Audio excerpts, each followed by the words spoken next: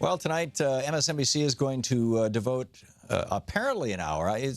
Chris Matthews is going to have Gary Johnson on.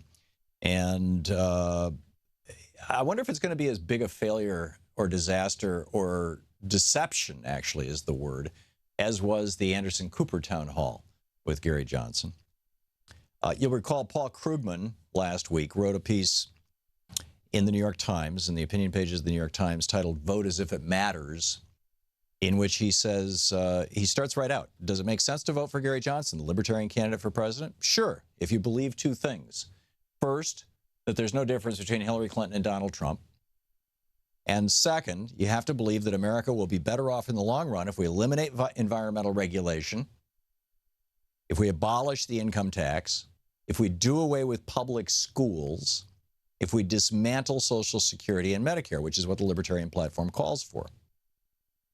And yet 29%, about a third of people 18 to 34, say that they're seriously considering or going to vote for Gary Johnson.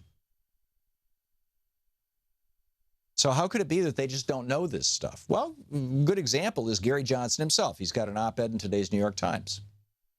Gary Johnson, take a deep breath, voters. There is a third way. Yes. He says Americans want to choose a president who is capable of telling them the truth even when it hurts. So did Gary Johnson anywhere in here point out that he wants to end public education in the United States? No. He says our kids are better educated than ever before. Our technology enables an entrepreneurship and transparency, blah-de-blah-de-blah. It's the only reference I've seen here in this. He said, what would government be like in a Johnson administration? First, we'd begin the conversation about the size of government by submitting a real balanced budget. Every government program would have to justify its expenditures every year. So this is all kind of like abstract stuff. Cuts of up to 20% or more would be on the table for all programs, including military spending. See, there's a little bone he's throwing. Oh, yeah, we're going to cut the military. Changes to Social Security and Medicare must also be considered. Right. We'd eliminate categories and quotas on immigration, he says. He doesn't want the border wall. He doesn't want, well, I mean, the libertarian idea, since libertarianism was created by a business front group, the Libertarian Party was created as, I mean, literally, this was, it originally was called the FEE, F-E-E, and it was a business front group. It was masquerading as a political party to work to the benefit of big corporations and billionaires. And it still is. And one of the things that billionaires and big corporations like is cheap labor.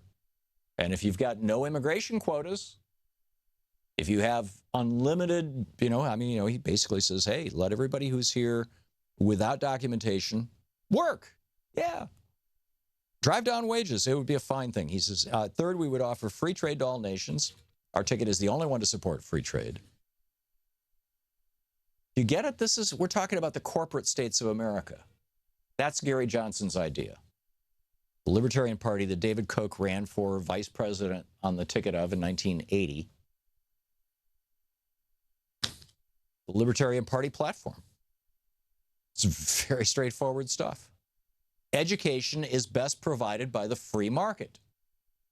I'm quoting from the party platform that Gary Johnson's running on. Education is best provided by the free market. Now, if you go back to David Koch's platform, they refer to education, public education, as state schools, as instruments of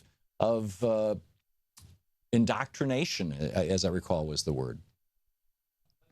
Recognizing that the education of children is a parental responsibility, right, the libertarians on there. This is lp.org/platform. Recognizing that the education of children is a parental responsibility, we would restore authority to parents to determine the education of their children. No more public schools, no more mandatory showing up for school. Without interference from government. Parents should have control of and responsibility for all funds expended for the children's education. All funds. You want your child to go to school? You're going to have to pay for it. It's that simple. You don't have any money? Sorry. Your kid doesn't go to school. Gary Johnson was in the Libertarian Party. They want to take us back to the Gilded Age, literally back to the well, not literally, but they want to take us back to the 1880s, where you've got this. In the 1880s, there was this huge wave of Irish and Italian immigrants that had come into the country who were driving down labor prices. There was an enormous pool of essentially illiterate labor because a lot of parts of this country did not have public schools. On healthcare, we favor a free market healthcare system. Right, we're just going to throw you to the tender mercies of the health insurance companies. Those wonderful health insurance companies who are doing stuff like, this is from McClatchy, the McClatchy News Service. The article, it's a Medicare surprise for senior citizens not paying attention. Guess what? When a person turns 65 and goes on Medicare, there are some holes in Medicare that the Republicans have drilled over the years to provide profit-making opportunities for their buddies at the health insurance companies, the banksters. And one of the most egregious of these was drilled in, as I recall, during the Reagan administration, and it's called Medicare Advantage. And what it is basically the health insurance company pretends to be giving you Medicare, and they're taking your Medicare money from the government, but they're giving you their own private insurance. And so you're dealing with all the hassles of private for-profit insurance companies. So most people, instead of going with Medicare Advantage, which is not going on Medicare, it's going, with your private for-profit health insurance company. Most people sign up for Medigap insurance, which is actually an insurance policy that fills in the holes of Medicare. So you get Medicare and then you get the Medigap, and what Medicare doesn't pay, the Medigap does. And so you can go to any doctor, pretty much anywhere, hospitals, whatever, and you just give them your Medicare number, and the government takes care of all the billing, and they pass it through to the Medigap companies and all that kind of stuff. So in other words, Medicare Advantage is a scam. There's a reason why the CEO of United Healthcare has taken over $1 billion in compensation. United Healthcare is the largest provider of Medicare Advantage programs. They're apparently enormously profitable. AARP is doing really, really great selling this stuff on behalf of United Healthcare. So anyhow, there is a rule in Medicare that requires a health insurance company. Well, here's what's going on. If you're about to turn 65 and you're insured by one of these big insurance companies, and basically there's nobody else, under Medicare rules, they can simply automatically enroll you in their Medicare Advantage program and take your Medicare. And you're now, you think you have Medicare, but you're in a private insurance company. And it's not opt-in, it's opt-out. In other words, you get a letter in the mail that says you are going to be in our program unless within 60 days you notify us that you don't want to be. So you've actually got to tell the company, don't take my Medicare away from me. Honest to God, this is, Medicare rules require a health insurance company to send a letter explaining the new coverage, which takes effect unless the member opts out within 60 days, according to Kaiser Health News. But many seniors are tossing out those letters. They find out they've been auto-enrolled only when they get a bill from a physician or a hospital. Aetna is expected to make the conversion for its Medicare-eligible members in 17 Florida counties beginning in November. United Healthcare will also start to enroll members in its Medicaid plans in Tennessee and Arizona into its Medicare Advantage plans automatically, a spokeswoman said. Humana has applied for federal permission to do auto-enrollment. Mark Mathis, director of Humana's corporate communications, told Kaiser Health the process will benefit people who want to stay with the same insurance company. Well, most of us are looking forward to getting rid of these insurance companies.